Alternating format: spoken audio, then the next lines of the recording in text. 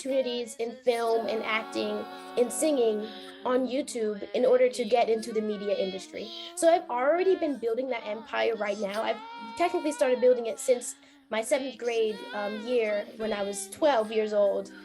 So I'm just going to continue doing that. And I'm a big thinker and I'm a dreamer and I think a lot. Sometimes I think way too much. I stress myself out. I get very philosophical and I have friends who I'm able to really use that side of my brain with, which is awesome. Jeez, you know when you get camera shy? Hey guys, welcome back to my channel, Her Expressive Mind. And in today's video, I'm going to be doing the very first guest series on my series, Ty's Take Unfiltered, the talk show. So I'm so excited to present you all my older sister, Brittany Hughes. She is absolutely awesome. And I know because I've been with her practically my whole life.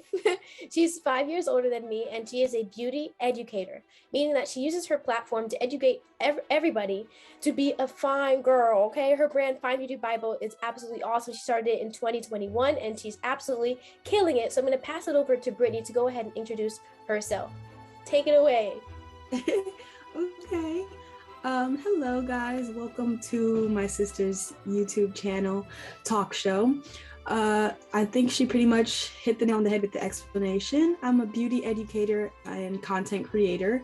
I produce content on YouTube, TikTok, and Instagram, and it's all about beauty news, beauty reviews, and very in-depth skincare knowledge, as well as a little bit of motivation and wellness. Those are my main content focuses, and I'm excited to interview her today. Awesome. So I'm so excited to have Brittany on this channel. We did a video put together before, and it's down now, but you can really see our personalities mesh perfectly in that video. So I just wanted to bring on my sister as the first guest in this series because she knows me like the back of my hand. So yes, sir. And we both got our manicure done, period. So I wanted to get interviewed today because I'm often the person behind the camera, getting other people's stories to capture them for my channel, Her Expressive Mind, because that is what my entire brand is about. Her Expressive Mind is all about getting new perspectives, untold stories, and garnering self-awareness. And today I wanted to really hit the nail on self-awareness and a new perspective because I don't think a lot of people really, I talk a lot, but people wouldn't know that because I'm very selective with who I talk to. So I wanted to make sure that I'm helping you all understand my philosophy, where I'm coming from. So that's why I have Brittany to interview me today. So let's go ahead and get into the first question, Britt. You can take it away. Okay, so just to start off with a non-career kind of question, what is your idea of happiness? Oh man, I would like to say that I'm a very happy-go-lucky person. I think I try to stay as positive as possible. So my idea of happiness are just those days that feel like it could be a movie.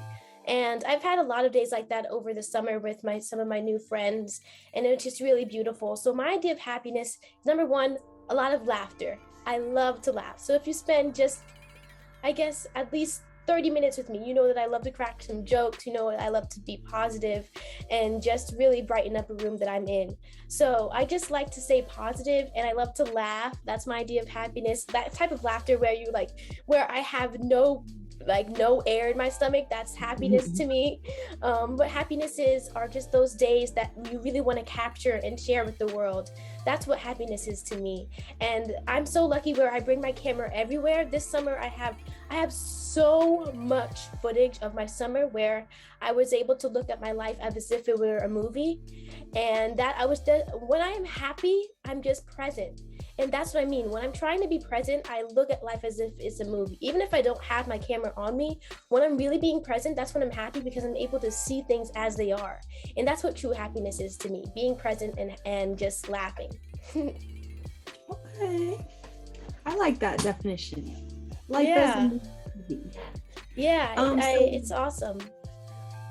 So what was your first memory of something like a hobby or just something that you were passionate that also made you happy? Definitely it starts with my first memory of something that made me happy, talking to myself in the mirror. Because as I said, I talk a lot. I get super excited about things I'm passionate about. So I would talk in the mirror as if it was a talk show, as if I was on Oprah. I would talk in the mirror as if I was Oprah, as if I was someone who had a talk show. I would talk in the mirror as if I was doing an interview with someone about a career. I would sing on GarageBand all the time. And the funny thing is, when I would hear someone at the door, I would immediately hit stop recording because I would get so nervous. And most definitely making music videos on VideoStar on my iPod. I would make my own music on GarageBand and then make music videos to them on VideoStar, and just making films in general. I'm a very creative person, so anything that has to do with storytelling is something I've always loved to do. And the first memory of it is definitely talking to myself in the mirror as if I have a camera on me at all times. Okay.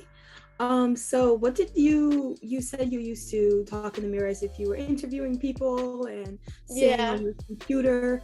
So when you were a kid, what did you want to be? When I was a kid, I wanted to be a lot of things. And I think I still want to be a lot of things. I have a lot of different hobbies and a lot of different focuses in life. So I'm a busybody. I'm always trying to do something. So when I was a kid, first I wanted to be a teacher. Because of my third grade teacher. She was absolutely awesome. She reminded me of Miss Frizzle from Magic School Bus. I think all of my elementary school teachers really matched my bubbly personality, and I'm so grateful for that because it really helped me step into my own and become my own person. So I really do appreciate teachers. I think they're just awesome. They are literally raising kids, a whole bunch of kids when they're not in their parents' care. And I have a really big appreciation for teachers, especially English teachers. If I didn't want to become a film director or a person on Broadway, I would definitely become a teacher for sure. But I also wanted to be a singer when I was younger. I wanted to be a singer. I wanted to be a performer, especially because of Disney Channel. Because everyone is a star at Disney Channel. Everyone's a star at Disney Channel. And I believe if I can't be on Disney Channel now, because I'm a little older now, so I can't be on Disney Channel anymore, but I really do believe in creating your own opportunities if you don't see them. So I do, even though I can't be on Disney Channel, that doesn't mean I can't sing Disney songs and make music videos to them. Even though I can't be in Euphoria right now, that doesn't mean I can't pretend I'm in Euphoria by doing monologues from the show. So things like that. I like to create my own opportunities to really channel my inner child who has so many dreams. Okay. So you mentioned those dreams and like having an appreciation for teachers, but you did mention that you didn't want to be a teacher anymore, I'm assuming. Yeah. So who, depending on what your answer for your dream career is right now, who have you seen in that career that sort of just made you feel like you could do it also yourself? The funny thing is, when I decided that I wanted to be a writer, my doctor, she once told me, well, if you want to become a writer, you have to read Black writers. And the same thing with the journalists. I used to want to be a journalist in high school, and I'd had people tell me, you need to know Black journalists too, and that's so important. So I think in the writing realm, I think Audre Lorde, I think she's awesome. And I can think of some more later. My mind is blanking right now. But for the film director, I remember in 7th grade, I looked up Black female directors because I just didn't know any at all. And the first person that showed up was Shonda Rhimes. And I don't really watch any of her shows, but she has created an entire empire, Shondaland, of her TV shows that are still running, like Grey's Anatomy. Not everyone's a fan of it, but they have a really huge fan base, and every single year there's a new season. So she's obviously doing something right. And I really resonated with Shonda Rhimes' story because she's this very shy person, and she came up with this slogan of saying yes to everything. She spent a year of her life saying yes to everything, and it helped her beat her own social anxiety and really holding herself back from her personal power. And I really resonate with that story. So I don't really resonate with her storytelling, but I do resonate with her using filmmaking as a way to step into her own power and tell stories of people around her. I'd also love to add that I absolutely adore Issa Rae. I really resonate with her story as well.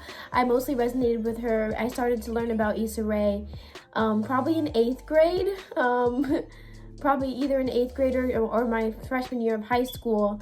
I just love how she created the whole persona of making awkward being a cool thing again. And I just absolutely adore Issa Rae. I adore Issa Rae. I adore Beyonce. I adore Oprah, Spike Lee. I always say to people that who ask me about my career path that I want to be a combination of Oprah, Spike Lee, and Issa Rae, but make it Tyra Hughes. And those are just people that I hold near and dear to my creative heart because they're just so awesome in their own special way. I love Spike Lee's attention to social consciousness. I love Oprah's ability to have heart-to-heart conversations, and I love the authenticity that Issa Rae embraces. And those are my values actually, and I hold them near and dear to my creative heart all the time. I also absolutely adore Quinta Brunson. She's freaking awesome. I love how she had her start on BuzzFeed and then built her empire up from there. I just love her ability to make characters so different from each other, but they just work so well together. I have a lot of inspirations in the media industry, and I'm so grateful that I have industry people to look up to who look like me. That's such a privilege of mine. That's true. I know a few different, like, very inspirational people who also did the same type of concept, the year of yes. Yeah. So that's really cool that you happen to just stumble upon something that you were able to relate to. Yeah. So she obviously said that a lot of her ideas and power and just confidence in what she was doing came from forcing herself to do that. What about your ideas? Where do your ideas come from? Well, I'm a very spiritual person. So when I'm sleeping, it's like I enter a whole nother realm. So I get all my ideas when I'm just out of the blue randomly, but I also get them from my dreams as well. Okay. Yeah. And then so when you get those ideas, what do you do with them? So usually when I wake up, I write down my dreams and I write down all the cool ideas I get from my dreams, but I also just get my ideas from living in the moment and seeing something that's very movie magic, movie worthy. So I like to pretend that life is a movie anyway. And I just like to draw from personal experience. So for example, if my family, if you say something funny, or if our parent says something funny, I'll write it down. And I'll be like, okay, if I ever want to make a script about our family, I have a joke to use, or I have a situation to use, or I have a certain habit or personality trait to use. So I usually just looking at my life as if it's a movie is really, really easy because there's so much inspiration to draw from. Okay. My next question, I think I already know the answer to, but just explain for everyone, what would be some of your goals for like 10 years from now? How old would you be 10 years from now? What are you hoping to achieve by then? Just like relating to your career and everything you talked about thus far. Well, 10 years from now, I'm gonna be 29 years old. That's that's crazy. Well, by then I would love to have my own media empire, sort of like how Issa Rae, she has Hooray Media, which is a whole beautiful parent company of all of her companies. And Shonda Rhimes, she has Shondaland, and Oprah, she has Harpo, I think. And Ava DuVernay, I don't know what her brand is called, and Viola Davis has her own media production company. I want to have my own media production company. I want to have my own media empire where I'm able to make films, journalism videos, articles, books, documentaries, short films, TV shows, all of that. And I want to be on Broadway as well, singing all of my favorite Broadway songs. And I want to be not only creating arts in the media industry, but also being on the camera. I'd love to be on the camera because I think I have a very big personality and it's way too big to only reserve for being the one who's creating. I want to help be a beacon of storytelling, both behind and in front of the camera. Okay, so how do you plan to do like Broadway and then also media production, film, acting at the same time? Well, I'm not going to do it at the same time. I'm going to do it one step at a time. I'm going to use musical theater as my entryway into acting. And I'm going to be using the platforms that I have right now YouTube, creating my own opportunities in film and acting and singing on YouTube in order to get into the media industry. So I've already been building that empire right now. I've technically started building it since my 7th grade year when I was 12 years old. So I'm just going to continue doing that and creating a good networking environment for myself and just continuing to work hard and use that drive and passion that I get so easily. Okay. And so aside from your career and those career goals and what has inspired you thus far, who are you? Oh man, what a loaded question, bro. Who are you? Well, outside of my career, I'm a big thinker and I'm a dreamer and I think a lot. Sometimes I think way too much. I stress myself out. I get very philosophical and I have friends who I'm able to really use that side of my brain with, which is awesome. But outside of being a big thinker, I'm a very compassionate person. I care about people a lot and I love to see people smile. So I love to spread that joy with people. And outside of everything else, I'm a leader of love. I lead with love. That's my answer to a lot of things. And yes, I'm a warrior as well. I'm very warish. That's what my name means. Tyra means warrior, means to fight against all adversities. But outside of being a warrior, I like to be a warrior, a leader of love. And for me, that's my mantra. Love is the answer to so many problems in life. And to lead with love means to lead with compassion, means to lead with empathy. And I'm very empathetic. Like if someone's crying, best believe I'm going to be crying too, because like I can feel your pain. Yeah. So yeah, I'm a lot of things. I'm a very complex woman. But I'm also growing as well. I'm literally only 19. I put a lot of pressure on myself. I'm most definitely a workaholic. I'm a workaholic. So I love how you said outside of work because girl, I love to work. I love to do what makes me happy. Is that work then? Then yeah, that's a good question. Is it work if it really makes you happy, if you want to do it all the time? I think that's a good question. I think it gets to be work when I put too much pressure on myself. Then it doesn't feel fun anymore because it's like I'm being my biggest cheerleader, but I'm also being my biggest critic, and that's when it doesn't get too fun because it's like I put so much pressure on myself to make my last piece of art way better than the last one, and I don't really go to the standards of YouTube algorithms or TikTok it's algorithms. I don't really follow them. I kind of just do my own thing and hope and pray that it works, and most of the time it works, which is great. But I think it doesn't feel like work if I just am letting myself let it be fun, you know?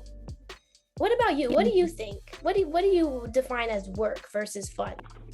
I think it depends because what we typically call work is something that has set hours, some place that we have to be in order to make a living for ourselves and earn money. Yeah. So that's like a more societal definition of work. Work can also be assignments, whether they're self-given or assignments or just steps that you have to take towards your goals in order to achieve them. I think that can be considered as work too. I think that sometimes we do enjoy our work, but I don't think that enjoying something makes it not work. Yeah, enjoying something can you say it again for the people in the back, man? I think that even if you enjoy something, it doesn't mean that that's not hard work. That's true. A lot of things we enjoy are still a lot of work, and it would be very dismissive to say that just because we enjoy something that it's just fun and nothing else, and not skill or vision or practice or years of whatever that thing may be, doing that thing involved. Yeah, that's I so think true. A lot can still be work. Yeah, a lot can still be work, and that just made me think of another anecdote. Like last month, I was working on my own version of La La Land by Demi Lovato, and I made a music video to it. I went to the Met, and I just made the music video there, and it was so fun. I was the main character, truly. But when I was editing it, I was really getting boggled down because that song I made it like a lot of layers, so it was a lot like audio wise to listen to over and over again. And to edit it, there were so many clips and it was just really overwhelming. So in that moment, it started to feel like hard work and not fun anymore, even though I had so much fun creating it. So I think creating that boundary between work and play is so important, and it's something that I really struggle with. Exactly, because everything, even things that you enjoy doing, have a part of it that you are not going to enjoy. Even something like throwing a birthday party, the party itself is fun. Yeah.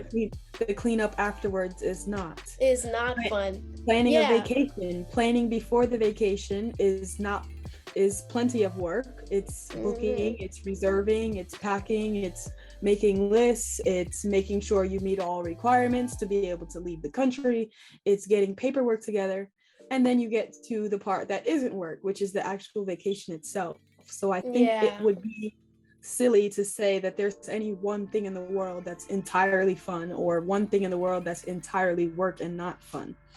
That is so true. Well said, sis. So what is, like, if you had to pick a moment right now, it doesn't have to be anything huge. Yeah. What would be your proudest moment, either today or this week or maybe in life altogether? What would be like something you are mostly proud of? I'm really proud of the fact that I'm taking a break. It's real. I needed a break. And I'm also proud of the fact that I'm going after my dreams in all the ways that I am. And just to be more specific, the other day I pitched a project, and it was so scary in the beginning, but I calmed myself down. I listened to Almost There from Princess and the Frog, and then I asked the teacher for too much information. And then I asked someone for help, and they were able to direct me in the right direction. Yeah, you can skip it. Okay. I don't remember what I wrote. I don't remember what I wrote at all. And what is the last one? Ride or die supporter. Oh, what is that? Like, who is your ride or die supporter? Oh, okay. Yeah. That's the last one it says. Yeah. Okay. So, one last question for you. Now that you've touched base on your dreams and goals and how you utilize those in building your career and going after the life you want. Yeah. Who would you say in all of this is like your, like, just a ride or die supporter, kind of like maybe a subscriber that you always see in your comments, or someone who, when you post an Instagram story, you tend to notice their username pop up first, or even like non-digitally, like in real life, someone that you I feel like you showed pretty much a lot of people your work, but just in general, you say are a few of your ride or die supporters. Most definitely digitally, it's my friends. They're the first ones to be like, slay, or like slide up on my Instagram or comment on my TikToks, because people on TikTok can be really harsh, but I'm finding the ones that give me a lot of love are older folk and people who are close to my age. People who are younger than me tend to be a little bit more meaner. I'm noticing. They haven't learned internet etiquette yet. Yeah, they haven't learned internet etiquette, so I don't take it to heart at all. I take it more as like, okay, they're really good at giving constructive criticism. But I think in person, definitely family. Family is such a huge supporter. My family has always been the ones who are my biggest cheerleaders, literally coming to all of my, like when I did theater, they would come to my theater shows. When I did ballet and dance, they would come to my recitals. Even now, I've been showing my family all of my new songs that I've been working on, and it's just been a lot of fun. It's been like doing show and tell, but for my family. True. Okay. So nice. Well, yeah, that's good to see that while you're working on all of these goals and having your own proud moments, a different proud moment every single week, that you are receiving love from all directions. Yeah, that's a beautiful thing. I send the love right back. Well, I think, I'm sorry, I cut you off. I said, but yes, that's all the questions that I have for you. Is there anything else that you wanted to add before you finish up this week of philosophy about what? About life. Like how does my lens of the world differ from your lens of the world? Based on what you learned today. Oh, let's see. If I had to summarize it using a few words, I guess I would say that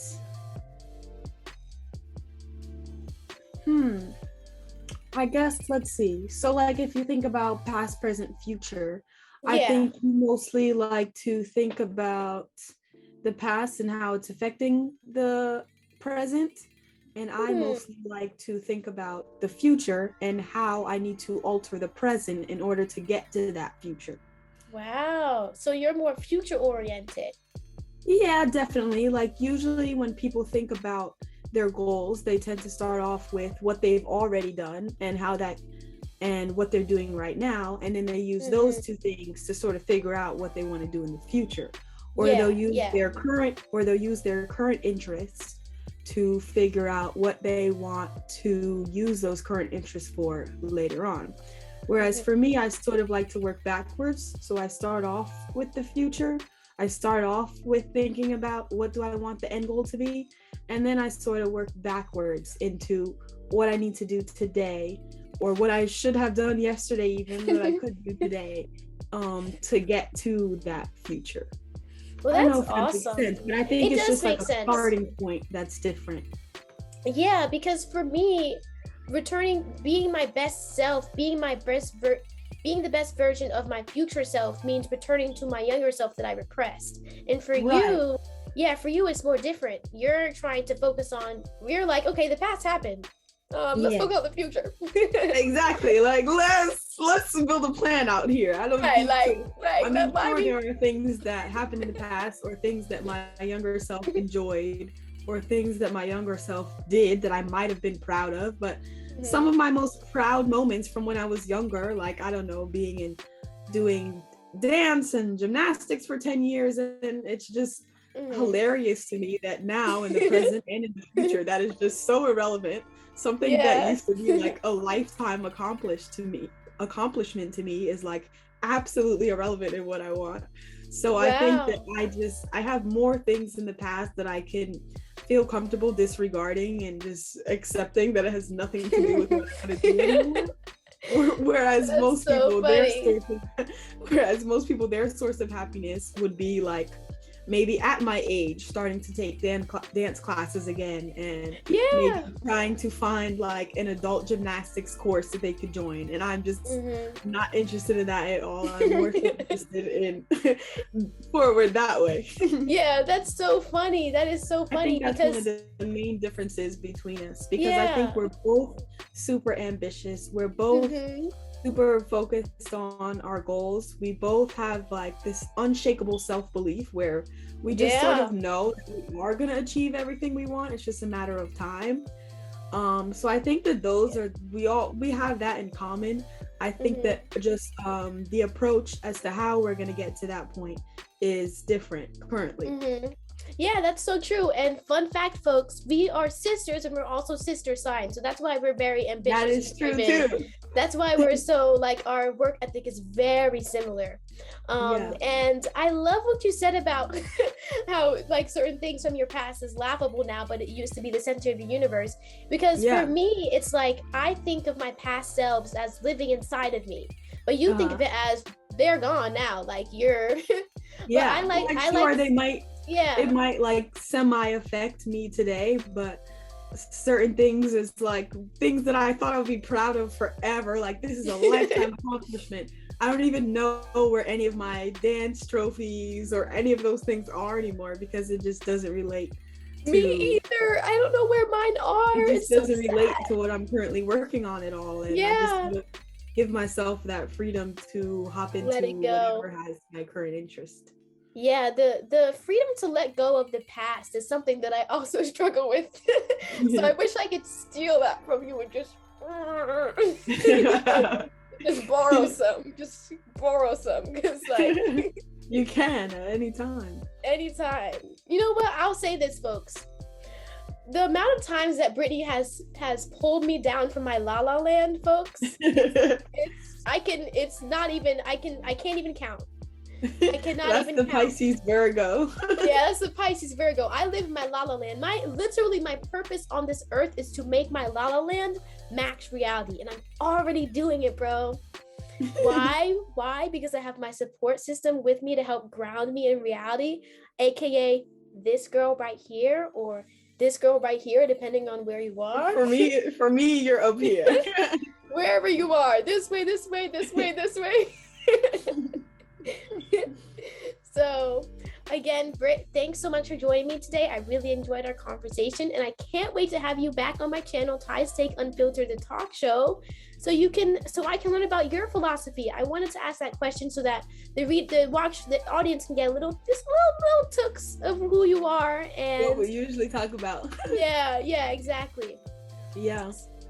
So thanks for having me. I'm so glad I got to be the first. Well, yes. I don't know if you're gonna post this one first, but I got to be on a episode of yes. Unfiltered, and I also can't wait for these to be like on YouTube, and then like 10 years from now, like you said, when you have your company and like feature on Broadway and stuff, and people will be searching through the internet like, yes, for everything. This video I did from 10 years ago, and someone's for gonna everything. And someone's gonna like put together a fan cam of your opinions. Oh my gosh. I really hope YouTube is still around 10 years from now. I really hope so. I think it will be. I mean, it was around 10 years ago. So anything that was around 10 years ago and now, it gotta be doing something right. And before we leave, I really would love, you got 6 minutes. Please, put my people onto your channel. What should they watch right now after this video? Yeah, okay. So I really am super interested in skincare and educating people about beauty and really getting people to step outside of their comfort zone of what they think they can pull off, what they can try, what based on their skin tone, ethnicity, whatever it may be, whatever your approach to beauty is, no matter how minimalist or maximalist you are. I really just love to sort of provide a hub where you can get information, save some money, hear someone's opinions from a person like me who tries beauty products constantly, and that is really like my bread and butter. That's pretty much all I do. So if you are interested in beauty of any capacity, or even if you're interested in ways to approach beauty that aren't as intimidating as beauty might be to most, you can check out my YouTube channel, which is called FineBeautyBible, and it is also on TikTok and Instagram. Slay! Enjoy it. They will, trust me. Like the quality of content, I say this all the time. Like I just can't wait for Brittany to get the recognition that she deserves because she works so hard, and I'm so proud of you. I'm so proud of you too. Okay, cute. So thank you so much, sis. This was fun. Thanks for